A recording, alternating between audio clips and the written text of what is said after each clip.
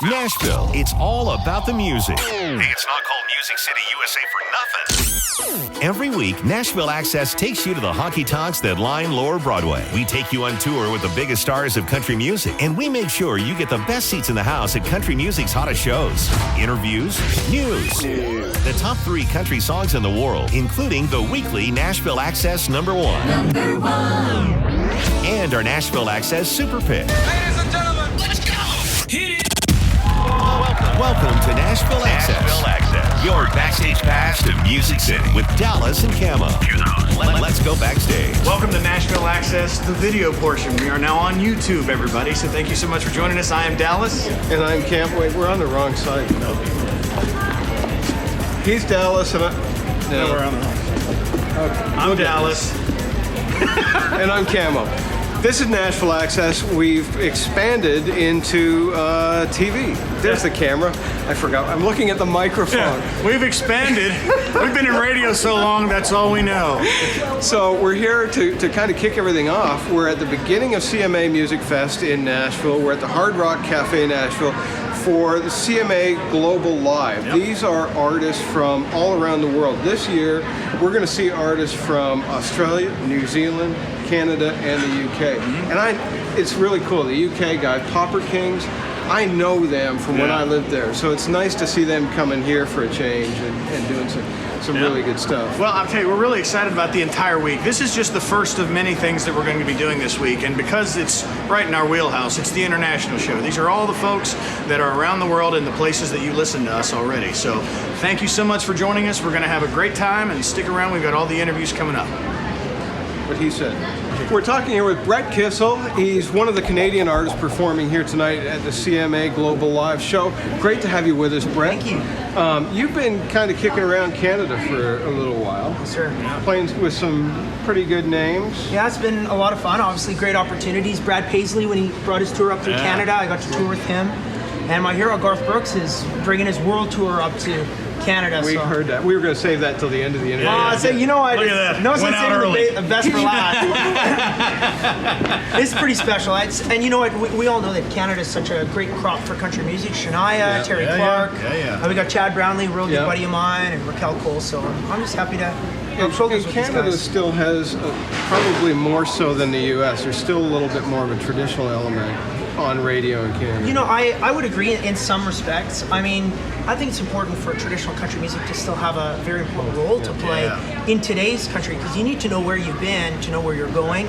And I don't mind the new artists. Me being one of them, having great influences from John Mayer or the Eagles or Fogerty or John Mellencamp. But at the same time, I think it's important to know that guys like Jim Reeves and Farron Young and Marty Robbins, they're the ones that paved the way. Well, you know what? Hang on. I was reading that they sent us a little bio here before you walked up, and there's one thing that caught my eye right off the bat. At the age of 12, Brett wrote a condolence letter to Johnny Cash when his wife June passed, and much to his surprise, you got an acknowledgement back. I did, actually, So he wrote you back? In May, I was 12 years old, and June had passed away. I just wrote it on the back of a record, a Sun record, to the Johnny Cash fan club. And my condolences, and I'm your biggest fan, and you know, a bunch of those things. I don't know what a 12-year-old would write. Right. But a few months later, I was releasing my very first cassette tape up in small town Alberta. And a lot of Johnny Cash songs that I was covering, and we had this big release party. Right. And my dad came home with a stack of mail, from aunts and uncles saying congratulations and everything on this big show. And inside was this big yellow envelope, and I opened it up, and a signed 8x10, Johnny Cash. It says, "To Brett, Jesus first, Johnny Cash." And I got that on a very important day, Friday, September the 12th, 2003, the day that Johnny passed away. So I got that, and I released that cassette on the day that he passed away. Pretty crazy story. It's like the universe was just playing chess with you. And you know what? I think, gentlemen, if this is all I've ever wanted to do, and a moment like that just kind of shows you that. Well, it kind of solidifies the fact that you're on the right path. I think so. Well, and after listening to your music, let me assure you, you're on the right path. I appreciate that. Thank you. You're from Alberta, right? Yes, sir. Where in Alberta? A couple hours northeast of Edmonton, our capital city. So Mom and Dad have a cattle ranch up there. So you're not familiar with summer? No, I mean, we get summer about 2 months a year, and at any given time you can have a snow warning. Even if it's the middle of July, it's But doesn't matter. mosquitoes as big as jumbo jets. That's correct. Yeah, we've got. Welcome to Northern Alberta, boys. So you mentioned about Brad. You're going to be touring with Brad, doing some dates in Canada, but also here in the U.S. That's right. So there's a few festival dates that we got an opportunity to be a part of with Brad Paisley this summer. And We're really looking forward to your show tonight, and you're going to be performing for people that are here from all over the world. Absolutely. So you're going to expose your music to them. We're really excited for you, and we really thank you for coming by and taking some time with us. I wouldn't miss it. Thank you, Camo. Thank you, Dallas. Thanks, boys. Good luck tonight. See you. All right. Thank you, guys. Brad Kissel. We're goofing around here with Caitlyn Shadbolt from Australia. Look, she's right there. How you going? She said, I need to talk to a couple of doofuses. Yep. And so we were the first. Yeah, thanks. Welcome to Nashville. Thank you. It is unbelievable. This is my first time. This is your first time in Nashville? It is. Wow. All right. How long are you here? Are you here just for the whole week? Yeah, 2 weeks actually. You're gonna be. Oh. I'm gonna hang around after the festival as well. So Oh, what are you gonna do? Do you know what you're doing yet? riding. Yeah. Really? Yeah. Good for you. Yeah. Rock Well, on. why not? I mean, Well, you're in the right place. That's right. Yeah. We were I've just got talking access about to- this earlier, that the great thing about this town is the bartender has probably great plays writer. their instrument or is a great writer, and That's true. everybody in this town is his musical something, Yeah, I know. right? Yeah, that's right. That's And it's right. so cool. That's one of the things I love about it is it's a hodgepodge of musical talent or ability or creativity. And Yeah, everyone's incredible here. it's so. a good place to hang for an extra week, Can't right? do no wrong. Do you have any rights with big guys, or are you just kind of hooking up with some folks around town to try to make your own group? Well, I'm actually doing a songwriting camp with it's called Song Hubs. I mean, it's sponsored by APRA, which is back home. And there's a bunch of you guys and Aussies and everyone joining in together. So it's gonna be really fun. Oh, that'd be like a writer's retreat. That'll be some hits that come pretty out of much, that. yeah. I did one in Bali only a month ago, and it's essentially the same thing, but now in Nashville. Did you say I did it in Bali? Yeah, I know. It did not. We feel- have our writers' retreats are in the Smoky Mountains. She went to Bali. I know, yeah. Well, it's the same, It didn't just- feel like work. I felt really guilty because we were like by the pool with cocktails. Oh yeah. And writing We're at work songs. right now. Yeah, I don't know how you figure that one out, but You're Australian. Where are you from in Australia? I'm from a tiny town called Gympie, which is like 2 hours north of Brisbane. And fun fact, like years and years ago, we were called Nashville. Really? Why'd they change it? Who do we blame? I'm writing a letter to somebody. I'm not sure. You go from Nashville to Gympie. Yeah. Well, I think we're headed down that path if we keep going the same way here. So you're here in Nashville. You're going to be doing some songwriting. Have you got some music out that people can hear? Yeah, I released an EP last year, so that's available on iTunes and Spotify and YouTube, all the rest of it. So now I'm writing for an album. Cool. Do you have a website? Yeah, website, Facebook, Instagram, tell all of people- it. What's the website? Just www.CaitlynShadbolt.com. And yes, Shadbolt is a weird last name and good luck. That's all right. Right now you're reading it right under we'll here. just It should be guys. scrolling across the screen. Scroll. We know you have to get back to things. Yeah. Thank you for taking some time with us. guys. Welcome to Nashville. Enjoy your time here. I feel like a travel agent. I know. Welcome to Nashville. The exits are here, nor here, nor here. Please keep your hands and arms well inside the vehicle until it comes to a complete stop. It stopped. Get out of here. Thank you so much. Thank you guys. Cheers. And we are with the Pauper Kings. Hello. From the north of England, so we'll speak slow. You're good for me. I understand you. He's from Oxford. He's from the south. The south, so it's fine. Yes. All right, so introduce yourself to everyone, because I've forgotten already. Okay, I'm Henry and I play guitar. I'm Tim and I sing. I'm Jack. I also play guitar, but like rhythm, so not as good, but whatever. I'm Nick and I play drums. Yeah. All right, no bass player, so you No, actually not have tonight. a group of musicians.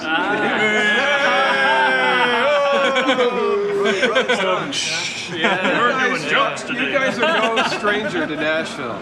You've done this a few times. Yeah, it's Third time as a band, isn't it? third time with the band. We've seen it grow over the years, which is amazing. And just kind of still be invited back to do these kind of shows is it's phenomenal, really, as a band, and just feels good as well. So it's good. Now, you were kind of discovered by somebody that really got your career going. Tell us about that. Who are you referring to, Cameron? Joe Dodd. Oh, okay. So Flats, Rascal Flats. Rascal Flats. Well, yeah. Well, it was Jay DeMarcus. Jay. Actually, it was Jay. Yeah. Well, we opened up. We toured with them in Europe. When was it now? 3 years ago. 2013. 2013. Yeah. And with a lady called Laura Bell Bundy, who I'm sure you know. Oh, I remember that. Yeah? I remember the tour. Yeah, I remember because we did a whole bunch of promo about it. Right. Yeah. Okay. Well, we opened the show and we also backed Laura as her band. Yeah. So, and then it was the Flats. So. Bit of extra cash on the old Extra. yeah. Extra. Some of that. double digit. Yeah. Overtime. Yeah. Pretty much. We spent it all on beer. Yeah. And you wasted the rest of it. Wasn't very profitable, was it, Tim? So yeah, so basically we just kind of instantly hit it off as musicians and friends, and Jay liked us as a band. He liked what we were doing. Loved the music, and we just kind of kept in touch. And then he brought us over, and we started working with him in the studio. And that's where we're at right now. Kind of currently making our record with finishing Finn it, and his guys, you know, Sean Neff and. Well, we have. There's a Sean running Neff. theory right now, and we've discussed this at length. And I think we've got some scientists coming in from MIT, Harvard, No, we someplace out in California. We're We're all trying. dude we found on the corner. Well, him too. He's the only one who's been right so far. We're just trying to decide on whether or not Jay was actually born in a studio. Because that guy wouldn't is surprise me. Possibly, his yeah. ear. He hears things that just don't exist. It's a little bit intimidating when I'm sat there trying to do a guitar take and he goes, "Hey Henry, do this." Yeah, And then I have to When he play it starts- straight back, and it's like, Yeah. there you go. Every idea. You just do it. Can't you just Yeah, play we'll it? keep You're on the task. I'll learn it later. And he starts talking in a musical language that we don't understand. Oh, well, you know what? The first time when I came to Nashville and went into the studio the first time and you're in there with these guys, and that's what they do for a living, is these guys go in and start with their codas and the diamond and they go back to, and they have all this language. They'll have an entire conversation, and now the rest of us in the studio are songwriters are just going. But Jay is like the Stig. Absolutely. He just, Yeah. it's like dots and digital stuff that you Yeah. go on between Yeah. it. Yeah. I mean, even with the guy. Flats, you know, obviously individually they all make it work, but also Jay somehow individually makes it work as well. The whole Flats thing. So Well, no, you he's a very guys, clever guy. as a group, you guys have really started to make some waves, and that's what's really cool about it. Is country seems to be embracing groups again, so you're coming in right at the right time too. Definitely. You know, and Yeah. so now the current single. Do you have a current single? Well, no. Still still working on it. We're still working on a record. What we want to do is we don't want to do things half-hearted. Right. So it's taken a long time, but it's going to be right. Yeah. So that's what we're working on. Yeah, We're you've here. only got the cliche is you've only got that one chance to make a first impression, but it's a Correct. cliche for a reason. Totally. We want to do it right. Absolutely. Yeah. And I've been watching you on Facebook growing as a band and trying to get this whole project through. Yeah. And it's been an interesting journey watching that. So Thanks. it's really cool to see y'all here and be in the studio next week and everything. Yeah. That's Yeah. great. So we're going to talk to them a little bit more next week too. So this is going to be cool. To be continued. The Pauper Kings, ladies and gentlemen. They're going to rock it Yes. tonight. All right. Troy Cassar-Daley. If you don't know that name yet, let me introduce you. Guys, you made some time to stop by and talk to us. I'm Dallas. This is Camo. We're hanging out with Troy Cassar-Daley. I keep saying the name because I can't believe it. This guy's amazing. So we really discovered him over the past year or so, and I mean, he's been killing the album. He just loaned it to me. I've been listening to it, so thank you so But much. we haven't really discovered him. He's been around forever. I'm one of the elder statesmen, you might Oh, elder say. statesman. That's a great one to say. From Australia. You can be polite if you like. But yeah, I have been around for a while, but it's so nice to be able to come over to Nashville and feel excited again. You get to a different city and a different country, of course. You just get really, I don't know, it reinvigorates me as a songwriter and a musician. Well, I tell you, it's good to have you to come over, especially because once we started really getting into Australia and learning about the music scene there, and man, you're the tip of the spear. Oh, look, we have a lot of interesting cultural aspects about our music over there. You know, there's things we mentioned about the outback, and you know, when we're going through a drought, you know, you're going to hear about it in country music. Yeah. It really is like Merle used to say that you have to be a bit of a poet of the common man, I think, when you're writing that sort of music. You know? Yeah. Well, and it's working out well. You and Lee Kernaghan are like the Garth and George Strait. At least that's kind of the way it's been presented to us. Yeah. You guys are the ones that have been around, and you're having a lot of hits and getting some good airplay. And Oh, it's nice. It's nice that we're still good old friends too. You know, we spend a lot of time together when we're coming through the ranks. And there's a lot of, like, I just went to the Opry the other night and I saw John Connolly. And some of the longest conversations I've had with Lee at after-show parties have been about John Connolly and different artists we've listened to, George Strait, and then we get back to Merle and Hank Jr. and Hank Sr. and all the people that have inspired us. So a lot of the music that came out of this town over at Bakersfield all very much inspired us as well. I really hope people realise that, because we're all big fans. How did you find country music in the first? Where was the first, like, is it something your parents introduced you to? Was it a friend, or did somebody bring you a guitar one day and teach you a song? I mean, how did you find it? It was interesting the way it went around. My mother was just like a single mum that loved music, so she'd get on the trains, and every time she'd have a money from the next fortnight of work, she'd buy one album. And the first one we got was this Patsy Cline record. Wow. And then Go big or go home, right? From there, she started pretty good. and you know, huge Willie Nelson fan. I love what Willie does, because we've watched him through all these progressions, right from that real clean cut Willie right through to where he is now, and everything in between, and Stardust and everything. So there was a lot of education from my mum. Right, so really, mother brought you into country, and then they just took. Yeah. Because some guys kind of grow out of it and then come back and they grow up. But you have been consistent country, right down the middle. Yeah, look, I've tried my hand in rock and roll bands and things with the young people when I was young, and that was never really me. I made a little bit of money out of it just to sort of keep myself going to the next stage of where I needed to be at country music. And it's no different to people coming through the ranks in the States. You know, you don't just have to come to town here. A lot of the times, if they're from Texas, they have their own career in Texas. It's so big, you know. And that's what Australia's like, really. I mean, we've got careers down there that we can't keep up with sometimes. You never get a chance to see anywhere else. Now, your album Freedom Ride, tell us about that, because that seems to me a very uniquely American story that you're telling, and it's a huge record in Australia. Yeah, well, it is uniquely American. It was about the freedom rides that happened in the South in the 60s, and when the civil rights thing happened in Australia, it was a very similar thing. And I was fascinated by it. I started to do some projects as a kid on it when we were doing Indigenous studies, and I found the paperwork of the original project that I did, and I thought, I might write a song about it, you know, because it was the 50th anniversary of the actual thing down home. I wanted to try and shine a light on it again, and that was where the album was born. It's a really solid album. Thank you so much, Camo. I appreciate that. I mean, I think we featured him on the Super Pick, right? Yeah, we've done you on Super Pick. Yeah, so we played you on our show now.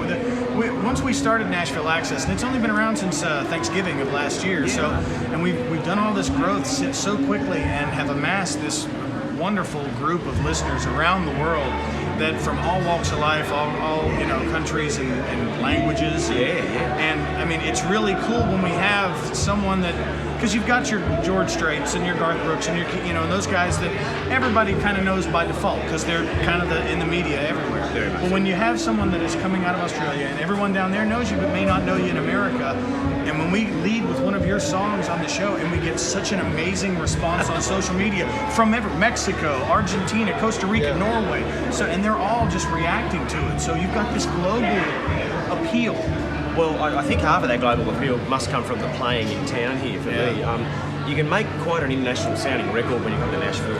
There are people here that really do play well, they care for the music.